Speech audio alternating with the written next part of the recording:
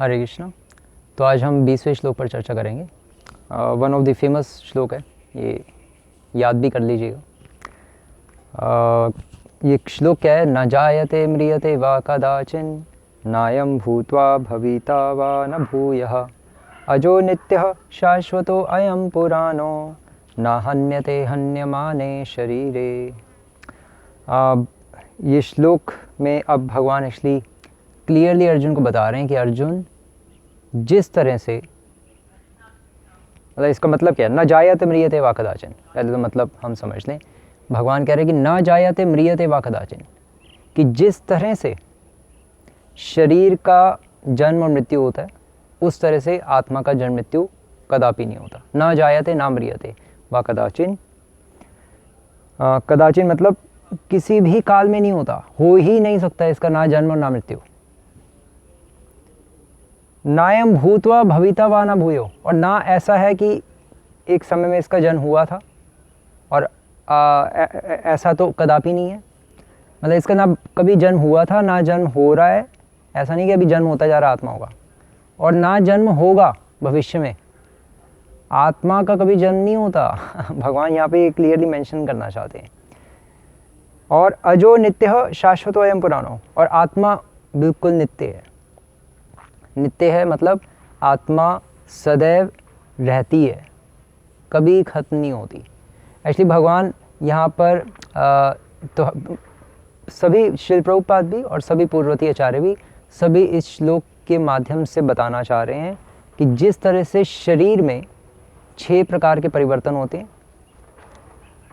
उस तरह से आत्मा में वह 6 प्रकार के परिवर्तन नहीं होते। वो 6 प्रकार के परिवर्तन क्या हैं वो हमने सुने हुए हैं कई बार, लेकिन वो कहाँ से बताए जाते हैं? वो बताए जाते हैं एक्चुअली निरुक्त। निरुक्त में एक ऋषि है वार्ष्यायनी, उन्होंने निरुक्त के पहले अध्याय के दूसरे श्लोक में बोला हुआ है। ये श्लोक है, श्लोक में जो मेन पॉइंट्स मैं बस वो बताऊंगा अभी। एक्चुअली जो बर्थ है, जैसे श्रील प्रभुपाद बताते हैं कि आत्मा में 6 प्रकार के ट्रांसफॉर्मेशंस हैं, 6 प्रकार के परिवर्तन होते हैं। आत्मा में नहीं, शरीर में। शरीर में 6 प्रकार के परिवर्तन होते हैं। वो कौन से होते हैं? सबसे पहले शरीर पैदा होता है, जन्म लेता है, जिसको संस्कृत में कहते हैं जायते। और फिर शरीर एग्जिस्टेंस रहता है ना। वो श्रील प्रभुपाद लिखते हैं स्टेज फॉर सम टाइम, तो कुछ टाइम के लिए रहता है। और फिर शरीर वर्धते, बड़ा होता है ना, कुछ बड़ा होता है। और फिर विप्रणमते, मतलब फिर वो बाय प्रोडक्ट्स कुछ पैदा करता है, विकार आते हैं शरीर में। और फिर अपक्षीयते, मतलब वो शीयते मतलब अपक्षीयते मतलब डीके, मतलब धीरे धीरे फिर शरीर, श्री प्रभुपाद लिखते हैं डीके, ड्विंडल्स, या धीरे धीरे विनष्ट होता है। और फिर विनश्यति, और फिर अंत में शरीर की मृत्यु हो जाती है। तो ये जो 6 प्रकार के जो परिवर्तन हैं ये आत्मा में कदापि नहीं होते। ये भगवान अर्जुन को इस श्लोक के माध्यम से बताना चाह रहे हैं। इसलिए भगवान कह रहे हैं कि अजो नित्य शाश्वत अयं पुराणो, कि ये जो आत्मा है नित्य है और ये शाश्वत है। मतलब अर्जुन पूछ सकता है कि भगवान नित्य है तो ठीक है, हमेशा रहती है, लेकिन कभी तो कुछ जादू टोना करके किसी तरह से तो इसको मारा जा सकता है या काटा जा सकता है, कुछ तो तरीका होगा। भगवान कह रहे हैं नहीं, शाश्वत है ये कभी मर ही नहीं सकती। और सबसे मेन पॉइंट ये अजो है। अज मीन्स अजन्मा है, इसका कभी जन्म किसी भी परिस्थिति में हुआ ही नहीं था और ना होता है। जिस तरह से सूर्य की किरणों का जन्म नहीं होता, समुद्र की लहरों का जन्म नहीं होता है, जब से समुद्र है तब से समुद्र की लहरें हैं, जब से सूर्य है तब से सूर्य की किरणें, उसी प्रकार जब से भगवान हैं तब से आत्माएं हैं। जिस प्रकार सूर्य से सूर्य की किरणें निकलती हैं उसी तरह से भगवान से आत्माएं निकलती हैं। जब और कब निकलती हैं? अज, कोई समय नहीं है, अजन्मा है ये आत्माएं। जब से भगवान है तब से आत्मा है, बस। इसका कोई वो है ही नहीं कि नहीं कभी तो जन्म हुआ होगा, नहीं। जब से भगवान है तब से आत्मा, कभी जन्म हुआ ही नहीं। भगवान का जन्म कब हुआ? कोई कह सकता है कि भगवान का जन्म, बर्थडे कब आता है भगवान का? वो कभी जन्म नहीं हुआ। वो तो भगवान प्रकट और अप्रकट होते हैं, जो हम बर्थडे मनाते भी हैं। और फिर भगवान कह रहे हैं जो नित्यम शाश्वतो अयं पुराणो भगवान कह रहे हैं कि अर्जुन सोच सकता है भगवान ठीक है, मैं पॉइंट समझ गया, लेकिन कभी बूढ़ी तो हो सकती है आत्मा। मतलब कभी तो बूढ़ी होगी, चलो पैदा नहीं हुई कभी, लेकिन कभी बूढ़ी तो होगी भविष्य में।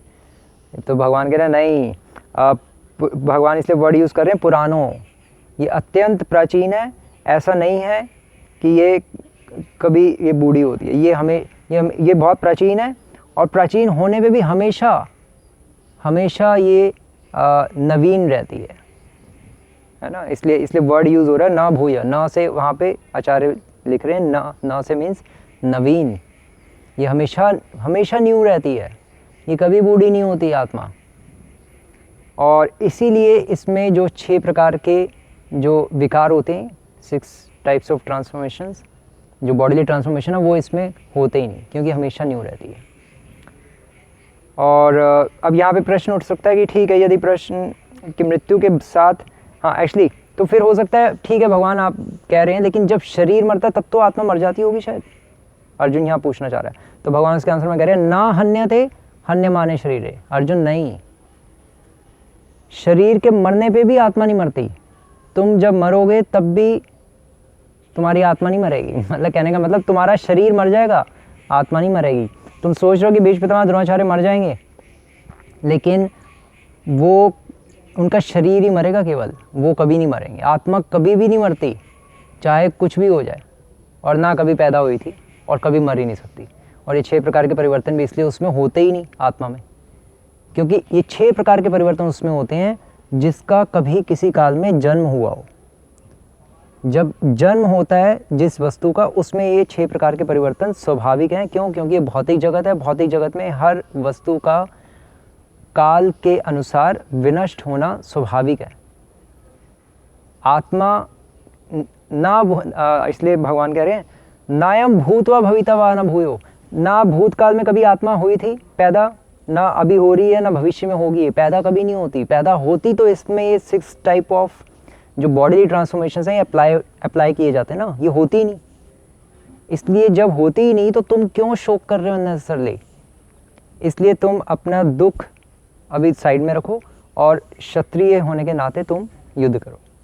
श्रील प्रभुपाद इसके तात्पर्य में श्लोक कोट कर रहे हैं एक, जो कठोपनिषद, एक्चुअली जो पिछला श्लोक है जो हमने कल पढ़ा था, य एनम वेति हंतारम यश्चैनम मन्यते हतम उभौ तौ ना विजानीतो नायम हंति न हन्यते, वो श्लोक कठोपनिषद का 1.2.19 श्लोक है। और आज वाला श्लोक जो ऑलमोस्ट सेम ही है, भगवान एक्चुअली उपनिषदों को ही कोट करके अर्जुन को समझा रहे हैं, ताकि अर्जुन को लगे कि हाँ शास्त्रों से प्रमाण दिया जा रहा है और हम सबको भी विश्वास आए। तो भगवान एक्चुअली उपनिषदों से कोट कर रहे हैं। और आज वाला श्लोक 1.2.18 कठोपनिषद का है, जो श्रील प्रभुपाद ऑलमोस्ट सेम है, प्रभुपाद कोट भी कर रहे हैं। न जायते म्रियते वा विपश्चिन नायम कुतश्चिन न बभूव कश्चित अजो नित्य शाश्वतो अयम पुराणो न हन्यते हन्यमाने शरीर, ऑलमोस्ट सेम है। अब इसमें श्रील प्रभुपाद कह रहे हैं कि इस श्लोक में एक वर्ड आ रहा है, there is one special word विपश्चित। विपश्चित मतलब कि विच मीन्स लर्नेड और विद नॉलेज, मतलब कहने का मतलब है आत्मा को विपश्चित कहा जाता है, मतलब आत्मा फुल ऑफ नॉलेज है। Full of knowledge means full of consciousness, मतलब आत्मा चेतना से परिपूर्ण है, आत्मा चेतन है, आत्मा जड़ नहीं है। और सदैव, और वो चेतना कैसे महसूस होती है कि आत्मा में चेतना है, तो श्रील प्रभुपाद को भी एग्जांपल लिख रहे हैं। Sometimes we do not find the sun in the sky owing to clouds और फॉर सम अदर रीज़न। कभी कभी बादल होते हैं तो उस कारण से हम सूर्य को नहीं देख पाते, लेकिन फिर भी जो सूर्य की रोशनी, जो हल्की सी जो रोशनी जो होती है, उस रोशनी के कारण एक महसूस हो जाता है कि बादलों के पीछे सूर्य है, श्रील प्रभुपाद लिख रहे हैं। उसी तरह से आत्मा को हम देख नहीं सकते, लेकिन शरीर के चलने फिरने से हम ये महसूस कर सकते हैं कि आत्मा इसके शरीर में है। आत्मा इसके शरीर में है, क्यों? क्योंकि इसमें चेतना है। ये शरीर जो जड़ है, ये चेतन वस्तु की तरह काम कर रहा है, क्योंकि इसमें आत्मा है। तो किस में आत्मा है, किस में आत्मा नहीं है, वो चेतना से ही पहचाना जा सकता है। तो इसलिए श्रील प्रभुपाद ये एग्जाम्पल देते हुए समझा रहे हैं। हरे कृष्णा। श्रील प्रभुपाद की जय।